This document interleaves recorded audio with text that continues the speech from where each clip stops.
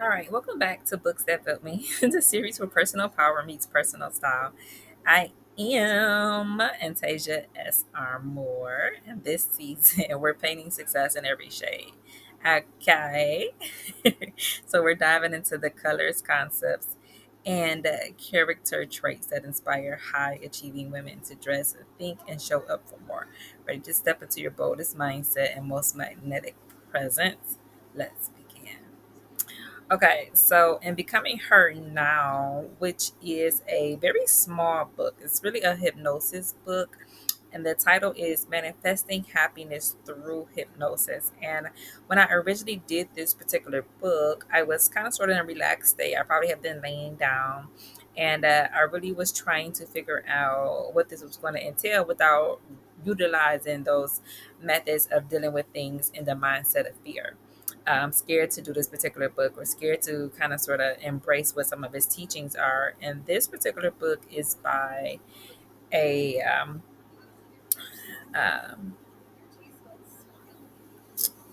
and it's actually, I'm going to actually go a little more in depth into what this page is. I am looking for a few things to see what it is. Manifestation Miracles. Okay, so actually, I do not actually see an author. Um, his name. Um, okay, and it's very short. It's only 22 pages. So what I'm going to do is go to the very last page and see, because sometimes I have to rate the books as well once I reach the end of them, which actually I enjoy doing. Most of the time, I can try to do those things successfully. So that's always really fun.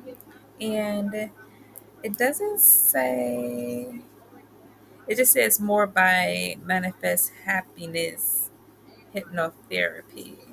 So I am guessing that that's just the end of that particular book and who the author is, because it's not really much else on it. So FYI. But yeah, I mean, so let's just take that tidbit then and go towards the shift. So, what's considered a way to shift your mindset and thinking is now I can never say, as Napoleon Hill, so that's the beginning of the end of not ever experiencing hypnotherapy or being up underneath a hypnosis. And you know what I said before, it's really relaxing, it was really therapeutic, and just really thinking about how sometimes it can be really worth it because the stressors of life is so intense, it's so draining or daunting. You know, I'm on menstrual cycle today as we record this, and I'm just basically working from bed while laying around as I figure out how to traverse these waters of adulthood and starting a business and growing up and having a family and starting a family. I was at one point where I was seeing a psychiatrist, and I was just considering family. And I never forget Dr. Matthew, that was our particular psychiatrist at that particular point in time. And she was specifically making sure that I knew and that I understood that one day you will start your own family. And at first, I just kind of sort of let go of the feelings of like, why is it such a big deal? Why is it so hard? Why? And when I came up with some things after coming up out of the hypnosis, I learned that sometimes people may just want you to have a hard life, and it's really just as simple as that. And the motives ultimately don't really matter. You know what I mean? Because ultimately, this is true too, that nothing ultimately matters, not even what their motives are. It's just a simple fact that that's even something that is even in existence. And so then I had a spirit where I was going to a NAMI group. And a NAMI group is people who are aware of different aspects of what their mental health is, kind of sort of like um, thinking, for your thoughts based off what's taking place. That's how I look at it. Whenever an incident has happened, and I was just reading another really cool article that dealt with a young guy who was also dealing with some kind of therapeutic process. And in the midst of going through that process, he came out and he was healed and whole. And so he didn't have to go any longer, which I always thought was really positive as well. But when you're in that particular scenario, you have to heal in order to place those thoughts properly.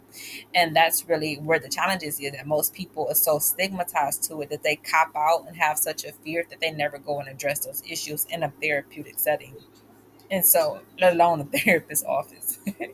And so, as I kind of sort of figure out those things, and they have different resources, you can go and discuss your problems if you want a little more in depth. And basically, you can either go and it's kind of sort of the same thing. And so, let's say for well, when you are amidst some of the stories that unfold, what you'll notice is that it's like you can discuss what took place if you choose, or you can choose to just let it eat away at you. And the discussion part is what brings the healing and the healed persona into fruition. And it also kind of at the same time and token decimates the issues that cause the discussion to even transpire. So the fact that you can now discuss what took place with courage, now you know that you have the courage to have what took place become decimated based off the certain entities that actually were the root cause of what took place. They're both are very courageous acts. And as I was in a therapist with, I want to say it wasn't Baker.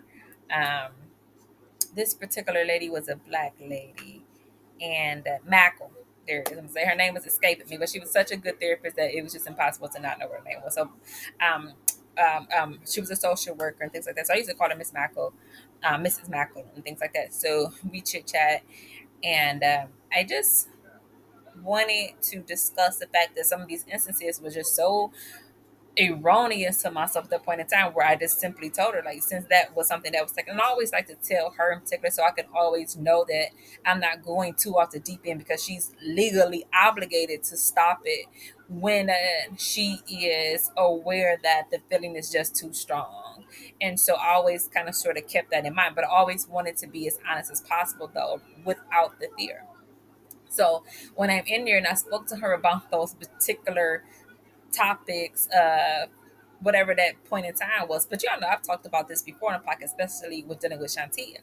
And there were moments where I just specifically told Mrs. Mackle, like, yeah, I don't even want to contact, I don't want to reach out. You know what I mean? When I did do those things, this is how this ended up. So what's the point of continuously reaching out where we're only going to result in the same outcome over and over again? Now, the fact that I did reach out and this is how it ended up. So now that I know that, you're underneath this impression that I'm probably still going to continuously do that, and I don't have to. And so, therefore, I told her just that exact same thought. And now I choose not to, and I want to see what she does.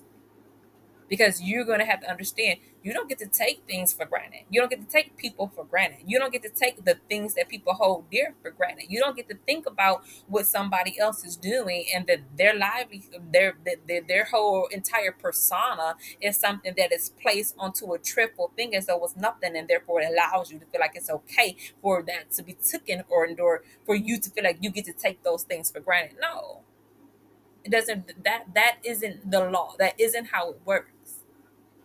And this person is so slow sometimes, so retarded that they just will not let those thoughts go. And that really ultimately can feel really cold. It really feels like you're just too distant, you're too isolated, you're just too, and I get into that in another one of my books. I'm not sure if it's going to be in this particular podcast or not, but I'm hoping that it is. But it does discuss isolation and abuse. It's a particular pattern of behavior that is learned, that is observed, and then instead is faced head on and challenged. It's accepted readily,